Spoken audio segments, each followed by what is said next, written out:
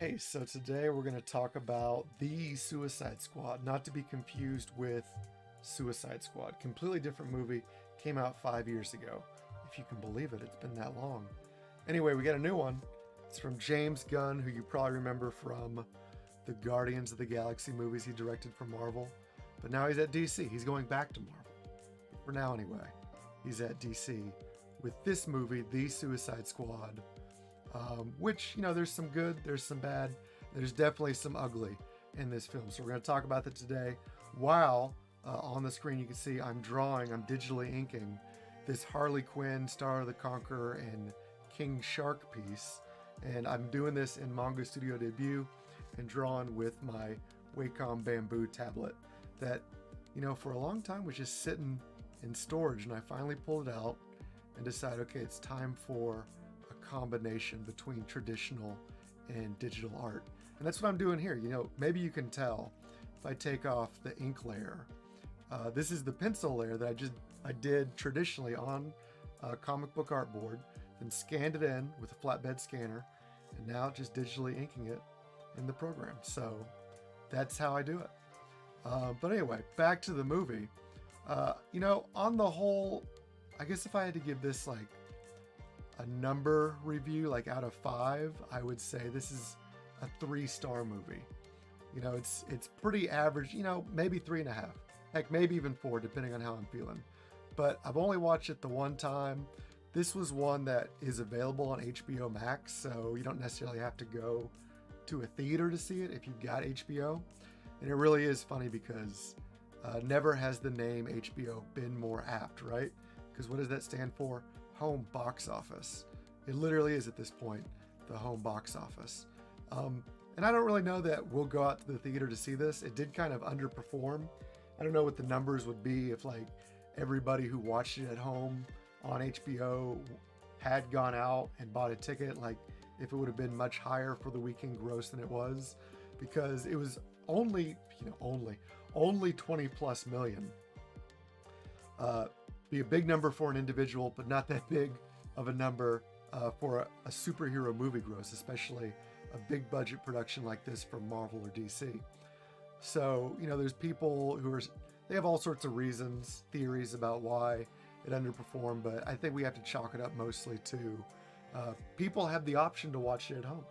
If you don't have to go out to see a movie, there's honestly very few movies that would get me out of the house to go to the theater if I could just watch it at my home theater. Just, my 55-inch 4K television home theater. Anyway, with this new Suicide Squad, what I liked about it more than anything was Sylvester Stallone. It was probably true for a lot of other people too, right? This King Shark character, I think, really stole the show. James Gunn does have some experience with taking, say, a celebrity and turning them into a great CGI character, where that's Vin Diesel as Groot or Bradley Cooper as Rocket Raccoon, both in the Guardians of the Galaxy. And King Shark is no exception to that. He's got what I think are a lot of great one-liners, funny comedy bits. He's comic relief. He's also extremely violent. He's constantly trying to eat people or genuinely eating people, like chomping them in half. But on the whole, he's played for comedy, and he is very funny. Like when we meet him in jail right before he gets recruited to the squad, he's reading a book upside down because he's trying to prove to everyone else how smart he is. Well, better luck next time, right, King Shark? And so King Shark's great. I also like the leader of this squad, Bloodsport, as played by Idris Elba, who I thought before going into this movie, this character, Bloodsport, is probably, going to be very similar to Will Smith's Deadshot character, but Will Smith didn't want to come back. And there are some similarities, like to an extent, both these characters, Deadshot and Bloodsport, are motivated by similar things, which is their daughters. Their characters have daughters in the movie that, if they don't do what Amanda Waller says for the Suicide Squad, then, their family won't be safe.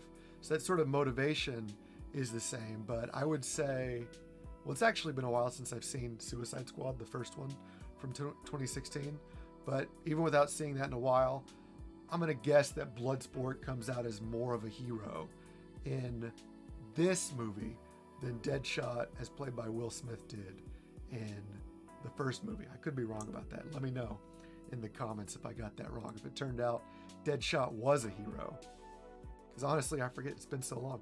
It's you know, here's another good thing about the Suicide Squad, James Gunn's Suicide Squad, is that it's definitely the movie James Gunn wanted to make. You know, you could have positive or negative opinions about James Gunn as a film director, and plenty of people do, one way or the other, but you really can't, there's nothing here in this movie that makes me think, oh, the studio interfered, the studio didn't let him do what he wanted to do. Like, there's an entire scene in here which is just Peacemaker, played by John Cena, Bloodsport, played by Idris Elba, and King Sharp, played by Sylvester Stallone, along with some of the other members of the Suicide Squad. They're just going through a village in Corto Maltese and just killing everyone they run across because they think it's a rescue operation and that everyone in the village is the bad guys. And it's all just, and it's gory, it's violent, it's unnecessary, it's kind of funny. And it's all just a setup for the punchline of they're trying to rescue Rick Flag, but they get to Rick Flag and he's just having tea with essentially the leader of the rebels that are stationed in that village. So the village, it was all the good guys. The Suicide Squad screwed up, just killed all these people, but it's all played for laughs. There are some laughs in there.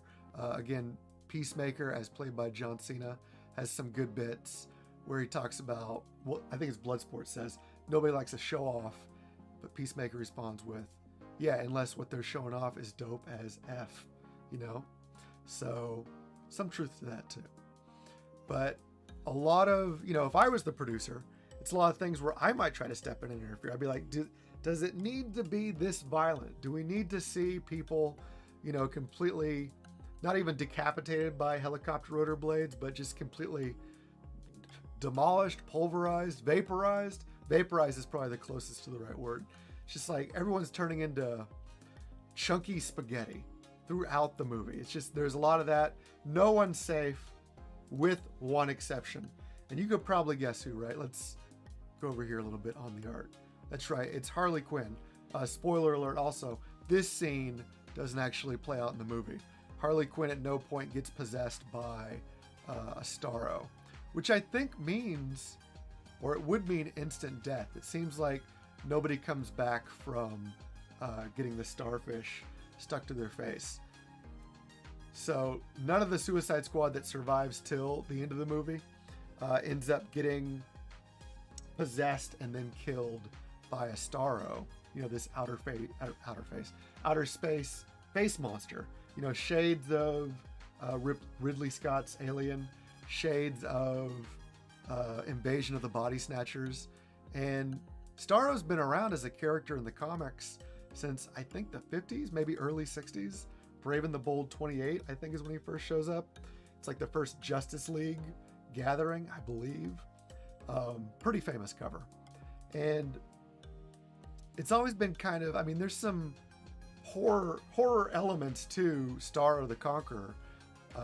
And there's been times when it's played a little straighter or a little scarier, such as in the 80s Justice League International, written by Keith Giffen and J.M. DeMatteis, with art by Adam Hughes. There was a Starro story there that was kind of intense. But normally it's just, you know, forgive the expression, just kind of comic booky. But here it really is, I guess, you know, possibly it's because it's a movie. It's just, it's horrific in a way that I don't think's ever come across in the comics. And I think, again, that's to the movie's credit. The movie's maybe a little too violent, but this main villain, you know, we are not once again in a superhero movie dealing with just a blue laser that comes down from the sky, which is to an extent like with the Enchantress in the first Suicide Squad movie. That's kind of what they had to deal with, right? Big laser. But at least here there's some variety in terms of the villain. Little scary. You know, it is an R-rated movie. You know, it's a comic book movie, so I think there's always going to be some interest from kids going to see it. But I don't know, like if I was 8 or 9 and I saw this, I think it might haunt me. I don't know if it would be traumatizing for life, but certainly the villain in this would be haunting to a preteen kid, I'd have to imagine. But anyway, in terms of characters that survive, again, this character, Harley Quinn, makes it, pretty much unfazed from the beginning to the end of the movie. And you really shouldn't be surprised by that. This is like the third Margot Robbie performance as Harley Quinn. People are saying now, we want a fourth. We want a Birds of Prey movie or a Gotham City Sirens movie. They did Birds of Prey. That's what they called the last one. They want a Gotham City Sirens movie with, like Poison Ivy, Catwoman, and Harley Quinn. And yeah, I would check it out. But based on this movie, I think it's kind of a drag. This is I would say the bad of the movie is that you just always know that Harley's safe. You don't really feel that way about any of the other characters. They could die at any moment, and a lot of them do. But with Harley Quinn, you're never really worried that she's in any real danger, which is kind of bizarre for her because she fell into a vat of acid and I guess has better street fighting ability because of that. But otherwise, I assume it's just close to a normal human. She's not what in DC would be referred to as a metahuman, I don't think. She doesn't have invulnerability or super strength. Again, that could be something different in the comic and maybe even the movie, but I don't think that's something that comes up in the movie is like, oh, she's got powers, but she really just sort of dances between the raindrops throughout the film and just survives everything that gets thrown her way. And it really has been, no shade, not trying to drag Margot Robbie.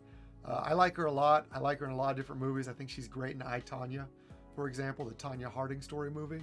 But after 3 movies of Harley Quinn, I don't really think like we're adding a lot here, and it's not necessarily a performance that I really want to see a 4th time. I mean, maybe they come back with Gotham City Sirens and they do something with the casting or with the story or the director choice that makes me say, oh no, I have to see that.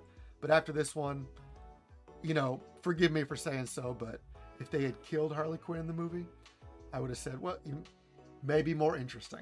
No big loss and maybe more interesting. We got 3 movies for her.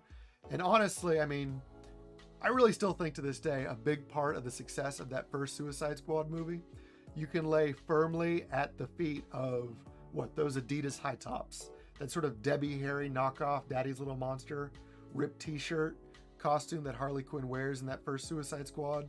And that became a go-to Halloween costume for women across the world in the years following.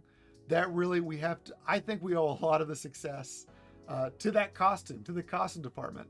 Did they win the Oscar for that? They really should have. Or at least some sort of an award. Or a bonus. Could we please talk about the bonus situation? But anyway, those are my general thoughts on Suicide Squad. Again, the good, King Shark, Bloodsport, which, interestingly enough, one more thought on Bloodsport. With Bloodsport, as played by Idris Elba, this character originally appeared like a year before the Bloodsport movie with Van Damme came out. So like 87 for this first appearance of Bloodsport in John Byrne's Superman #4. Also by Carl Kiesel, I think, had something to do with Bloodsport. And we give him credit, Carl Kiesel, for creating King Shark in the pages of Superboy several years after that. But anyway, the Bloodsport character precedes the Bloodsport movie, but it's a nice little Easter egg, I guess you would say, in this movie, where Bloodsport, the character, is talking about the dim mock, the death touch, which, of course, if you're a fan of that Bloodsport movie, you remember that scene where the American, Van Damme the American, does tricks with bricks, uses the dim mock on the bricks to shatter them all. So anyway, that's the good. King Shark, Bloodsport, really enjoyed them. Enjoyed Peace Walker too. Looking forward to the Peace Walker series with John Cena. This guy's just having a heck of a summer because I also really liked him in the Fast and Furious movie. And I don't remember him as being like really great or bad in the last Transformers movie, but he was in that too. He's just been in a lot of things that I've been seeing for other reasons, but it kind of makes me a fan more of him. His performance, John Cena's performance as Peacemaker in Suicide Squad, I thought was a lot of fun. Same with Sylvester Stallone as King Shark and Idris Elba as Bloodsport. The bad, I'm not going to give too much of it away now, but frankly, if those aren't the characters you're looking for, you'll probably be disappointed because there's a lot of other characters that show up in the Suicide Squad trailers. And without saying too much, I'll just say they don't last very long. So if there's other favorites you have, the bad might be they're not going to be in the movie that long. They're going to die. And then also, I'm kind of, your mileage may vary. Let me know in the comments if you thought otherwise. But I'm kind of over this iteration of Harley Quinn. At this point, again, my opinion could change. And I'm not sick of the character. I didn't say that. But Margot Robbie as Harley Quinn is probably, feels like the sun is setting on this iteration of the character. And then the ugly, what can I say? It's super violent. So again, your mileage may vary on that.